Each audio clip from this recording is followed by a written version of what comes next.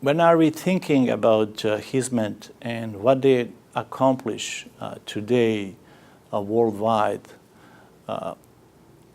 In my humble opinion, I believe they are providing something that's extremely necessary at the current date.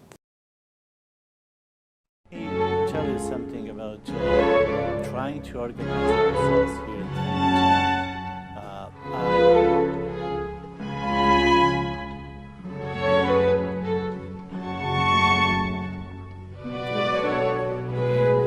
I'm raised in a family where we always try to help other people without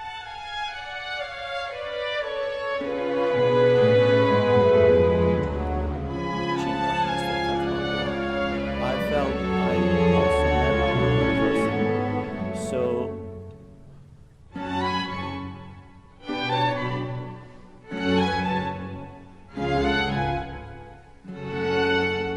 my name is Adnan Silajdzić, and I'm originally from Bosnia, Sarajevo, born and raised in Sarajevo, and I came in the United States in '97, 2 years after the war ended in Bosnia. I was also part of our kind of military during the kind of aggression on Bosnia, and also right after kind of war ended. Myself and my family, we moved to Holland, and from Holland we moved also to United States, as I mentioned, in '97. So since that time, I always faced, since I had small kids, I kind of faced a lot of challenges. How we gonna keep our heritage? How we gonna be ourselves, and also be part of this great society that we live in? So that's basically who I am and what I try to do. And one of my way trying to kind of accomplish these kind of challenges is to try to organize Bosnian community during my living here. So in 2010, I was with a couple other people, and with some help with Hizmet, of course, at that time. We tried to organize Bosnian people, and since that time we do have like Bosnian community. Even we are a small community here, and we live like anywhere from Thousand Oaks to San Diego area. We try to communicate and try to organize something that will kind of be some really very unique and help us out to kind of be part of this society. Let me tell you something about trying to organize ourselves here in 2010. I was able to meet some people from Hizmet, and also I found out that a couple of friends here from Hizmet are also living in this area, and they help us out tremendously during the time of when we try to organize ourselves. Especially I'm talking here about logistical help, nothing more than that. And as earlier I talked to you that we live anywhere from Thousand Oaks to San Diego. We always face that challenge. Even before we tried to organize ourselves, we didn't have space to kind of gather together or anywhere that we can kind of meet in a greater number. So Hizmet actually offer us and open their doors with the warm welcome to all Bosnian people to freely use their facilities. And since 2010, we were always kind of find out great help, and we were always able to access those facilities without any charge or without any kind of something that we need to return back, something like that. So that was my first initial kind of introduction to the Hizmet itself. So. My view about Hizmet is literally what that word means. In Bosnia, we also use Hizmet. Hizmet is to help somebody to be available for some greater good. And I'm raised in a family where we always try to help other people without kind of trying to gain something in return back. I was raised like that. My mom always taught me that. And I believe that's our value that we share. When I met a couple of guys from Hizmet, I can tell you something that I have really strange feeling, especially when of your guys here.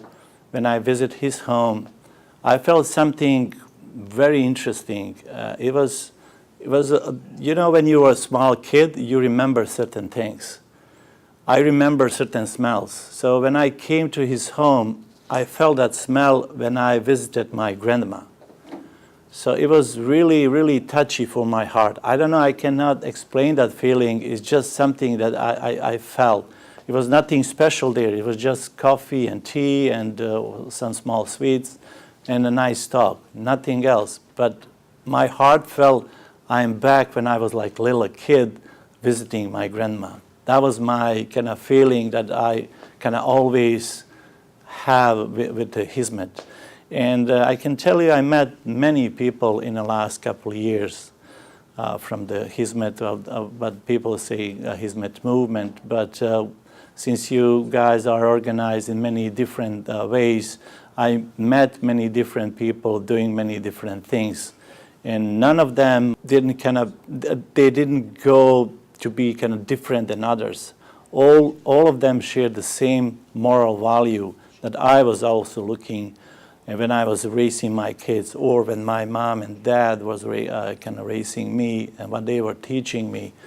I found out with all people from Hizmet sharing the same values. Let me tell you a couple things about Mr. Fethullah Gulen. So first of all, personally, I'm that type of the person that really, I don't like to talk too much about somebody that I didn't personally meet.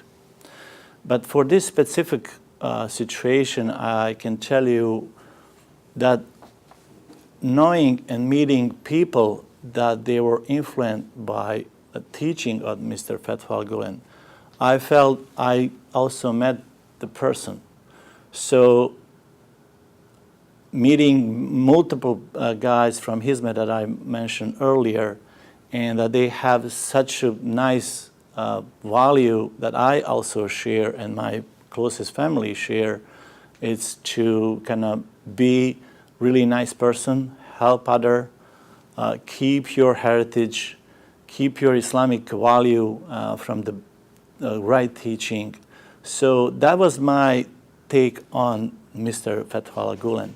I know many different people talking many different things, but I can definitely tell you that's a great scholar. He's a great Islamic leader.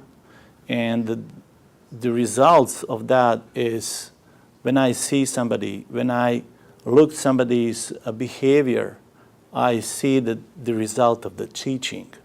So same like when you have a good teacher in the school, and even it's like elementary school, university, if you have a great university teacher, you're gonna have great students. So those great students gonna help society. So that's why we always look, when we are looking where we're gonna put our kids on which school, or we are looking to this university, to that school, or they have great program, they have great teachers. Why we are doing that? Why we are doing that? We are doing because of the value that they teach there. They have real value for current life. And I believe from Islamic perspective, that's very important to teach our values today, what the Mr. Gulen teaching, Hizmet. Again, this is based on people that I met and that they live that life. They are not preaching one thing and leaving and doing other things. I was mainly looking what they are doing. So that's how I personally judge, and that's how I know Mr. Fethullah Gulen. When are we thinking about Hizmet and what they accomplish today worldwide, in my humble opinion, I believe they are providing something that's extremely necessary at the current date. We see everywhere, especially here in the West, in some area, not all areas, we see a lot of immorality, a lot of selfishness. Even people are extremely skilled, extremely nice, but they use their own skills and everything that God's gifted only for themselves and their closest family or relatives. But I see the huge impact of a Hizmet today is that they share their value and they try to spread, especially with the Hizmet schools, teaching technology and science. It's extremely important to be accessible to everybody.